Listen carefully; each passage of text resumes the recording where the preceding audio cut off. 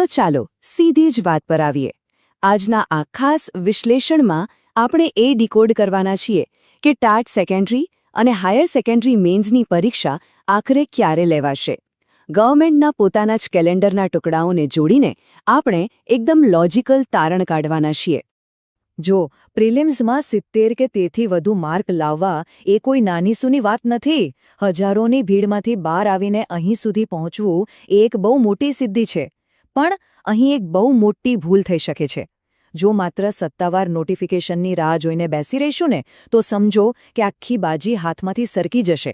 આ એક બહુ મોટી વ્યૂહાત્મક ભૂલ છે. હવે સમજીએ કે આ રાહ જોવી આટલી બધી ડેન્જરસ કેમ છે.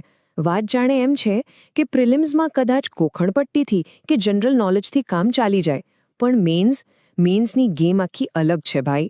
અહીં સતત નિબંધ લખવાનો છે, ફોર્મેટ સાચવવાના છે. આના માટે હાથની સ્પીડ અને કોન્સેપ્ટ્સની એકદમ ક્લિયર સમજ જોઈએ, જે રાતોરાત ઘોખવાથી તો ક્યારેય નથી આવવાની. એટલે સૌથી અગત્યનો પોઈન્ટ એ છે કે જ્યારે અચાનક નોટિફિકેશન પડે ને ત્યારે હાથમાં માંડ 15થી 20 દિવસનો જ સમય બચે છે. અને પ્રેક્ટિકલી વિચારીએ તો આટલા ટૂંકા ગાળામાં સળંગ 3 કલાક લખવાની કેપેસિટી ડેવલપ કરવી અશક્ય છે. હાથ પકડાઈ જશે, પેન નહીં ચાલે અને પેપર અધૂરું રહી જશે. તો હવે આપણે જરા ગવર્મેન્ટના કેલેન્ડરનું લોજિક સમજીએ. કોઈ પણ સરકારી પરીક્ષા કંઈ રાતોરાત નથી ગોઠવાતી. આખા રાજ્યમાં હજારો શાળાઓ ખાલી જોઈએ, સુપરવિઝન માટે શિક્ષકો જોઈએ અને સૌથી અગત્યનું ચુસ્ત પોલીસ બંદોબસ્ત જોઈએ.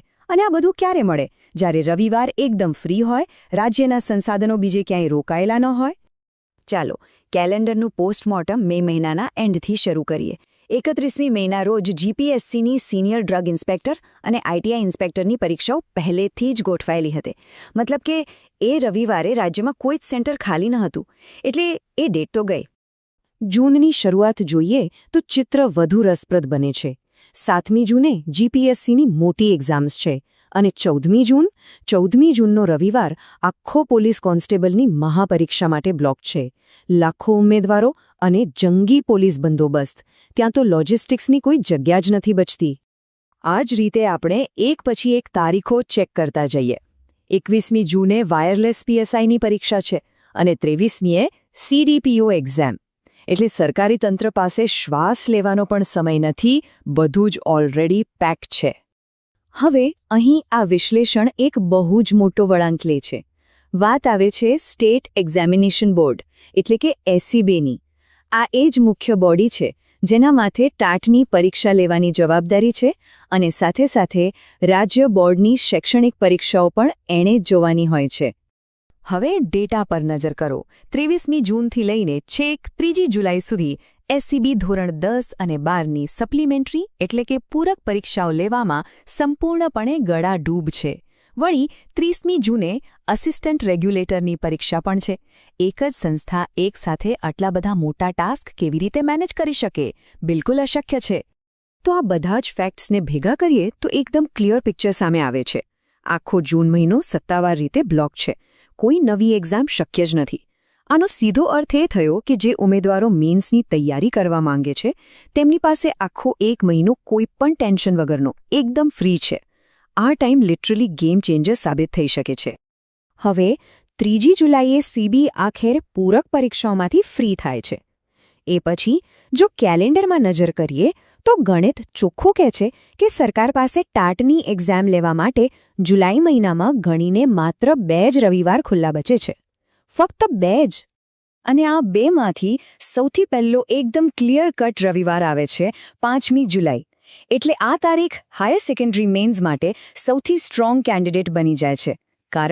કારણ કે એના પછીનો તરતનો રવિવાર એટલે કે 12મી જુલાઈ જીપીએસસીની સિનિયર સાયન્ટિફિક અસિસ્ટન્ટની એક્ઝામ માટે ઓલરેડી બુક થઈ ગયો છે. 12મી તારીખ તો ગઈ, તો હવે સીધી વાત આવે છે 19મી જુલાઈ પર. આ બીજો એવો રવિવાર છે જે બિલકુલ ખાલી છે. એટલે ટાટ સેકન્ડરી મેન્સ માટે આનાથી બેસ્ટ કોઈ ડેટ હોય જ ન શકે. અને એ પછી 26મી જુલાઈએ તો પાછી ટીપીયુની પરીક્ષા છે. ત્યાં તો જુલાઈ મહિનો જ પૂરો થઈ જાય છે. તો અહીં સમજવાની વાત એ છે કે આ 5મી જુલાઈ અને 19મી જુલાઈ એ કોઈ હવામાં મારેલા તીર નથી કે કોઈ સંયોગ નથી. સરકારી ડિપાર્ટમેન્ટ્સ આ જ ગણિત અને લોજિસ્ટિક્સના આધારે પરીક્ષાઓ સેટ કરતા હોય છે. આખું ચિત્ર હવે એકદમ સ્પષ્ટ છે.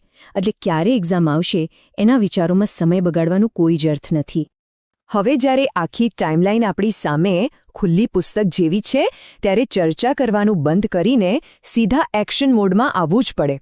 સાચી તૈયારી એને જ કહેવાય જ્યાં એકદમ કડક દિનચર્યા ફોલો થતી હોય.